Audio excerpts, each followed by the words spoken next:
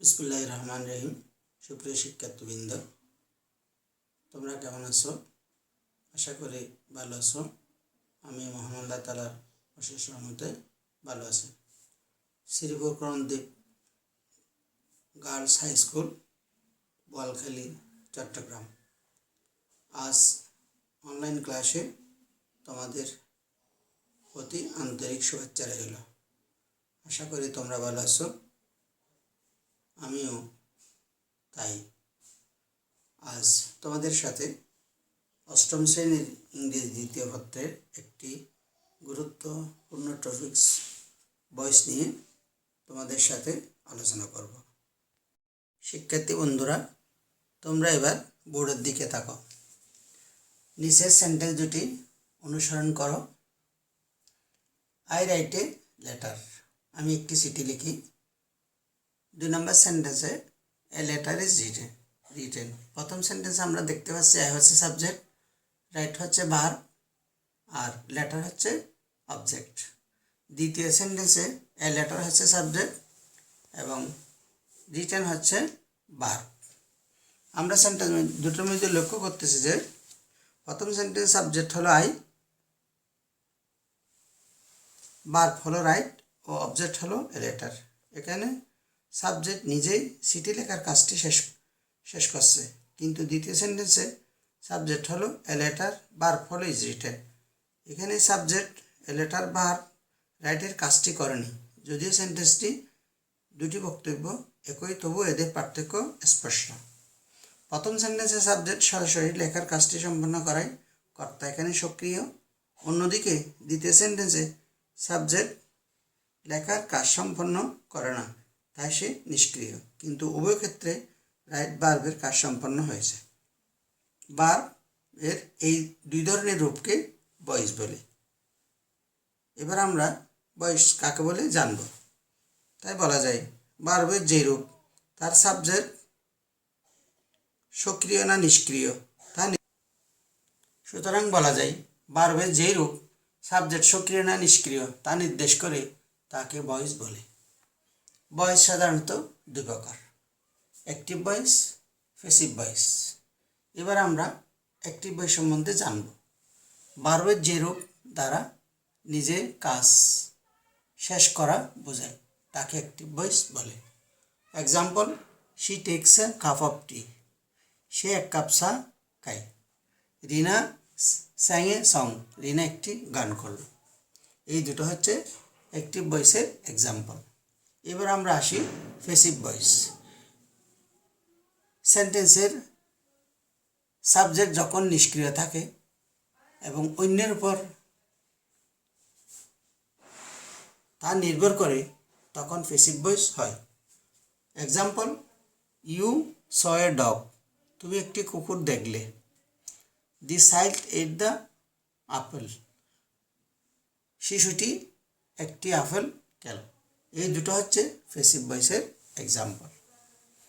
এবার আমরা জানব অ্যাসার্টিভ সেন্টেন্স এর অ্যাক্টিভ ভার্ব ও প্যাসিভ ভার্বের গঠন প্রণালী সম্বন্ধে। Active voice, subject plus verb object. প্রথমে অ্যাক্টিভ ভয়েস থাকবে সাবজেক্ট ভার্ব প্লাস অবজেক্ট। এরপরে প্যাসিভ ভয়েস, প্যাসিভ ভয়েসে থাকবে সাবজেক্ট, অক্সিলিয়ারি ভার্ব, মূল ভার্বের first participle plus by plus object. এবার অ্যাক্টিভ থেকে প্যাসিভ করার নিয়মাবলী সম্বন্ধে আমরা জানব।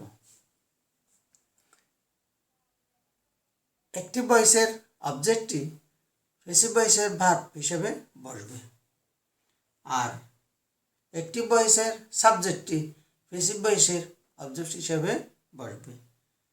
যেমন অ্যাক্টিভ ভয়েসে আই থাকলে প্যাসিভ ভয়েসে মি হবে। অ্যাক্টিভ ভয়েসে উই থাকলে প্যাসিভ ভয়েসে আস হবে। অ্যাক্টিভ ভয়েসে হি থাকলে প্যাসিভ ভয়েসে হিম হবে। অ্যাক্টিভ ভয়েসে শি থাকলে প্যাসিভ ভয়েসে হার বসবে। অ্যাক্টিভ ভয়েসে দে থাকলে প্যাসিভ ভয়েসে দেম থাকবে। আবার একইভাবে আমরা জানব অ্যাক্টিভ ভয়েসের অবজেক্ট প্যাসিভ ভয়েসে সাবজেক্ট। যেমন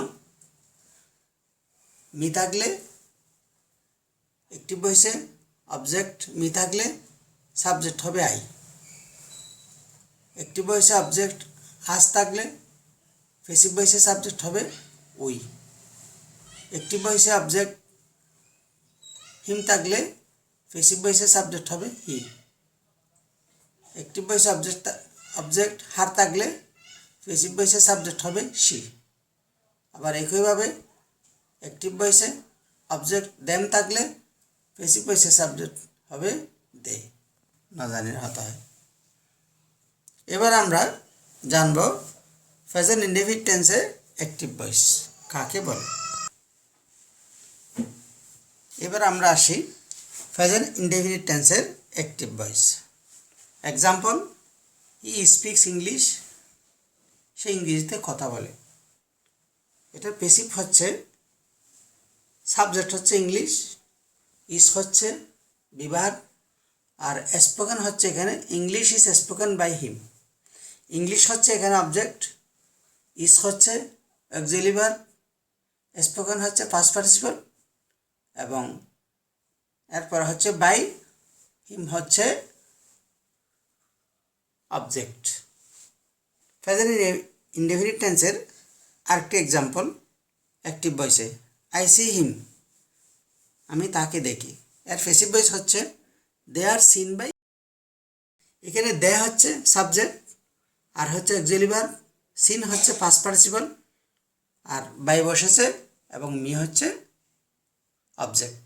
এই দুটো হচ্ছে প্রেজেন্ট ইনডেফিনিট টেন্সের এক্সাম্পল। এবার আমরা আসি ফার্স্ট ইনডেফিনিট টেন্সে। ফার্স্ট ইনডেফিনিট টেন্সের এক্সাম্পল হচ্ছে হি স্পোকেন ইংলিশ, সে ইংরেজিতে কথা বলেছিল। এর প্যাসিভ ভয়েস হচ্ছে English was spoken by him. এখানে সাবজেক্ট হচ্ছে ইংলিশ, অক্সিলারি ভার্ব হচ্ছে ওয়াজ, স্পোকেন হচ্ছে পাস্ট পার্টিসিপল, তারপর নিয়ম অনুসারে বাই বসছে এবং অবজেক্ট বসেছে হিম। জিনিসটাকে ভালোভাবে বোঝার জন্য আমি আরও একটা এক্সাম্পল নিয়ে তোমাদের সাথে আলোচনা করছি। অ্যাক্টিভ ভয়েসে আই স দেম, আমি তাদের দেখলাম। প্যাসিভ ভয়েস হচ্ছে দে আর সিন বাই মি। এখানে দে হচ্ছে সাবজেক্ট, ওয়ার হচ্ছে অক্সিলারি ভার্ব এবং সিন হচ্ছে পাস্ট পার্টিসিপল, নিয়ম অনুসারে বাই বসছে এবং মি হচ্ছে অবজেক্ট।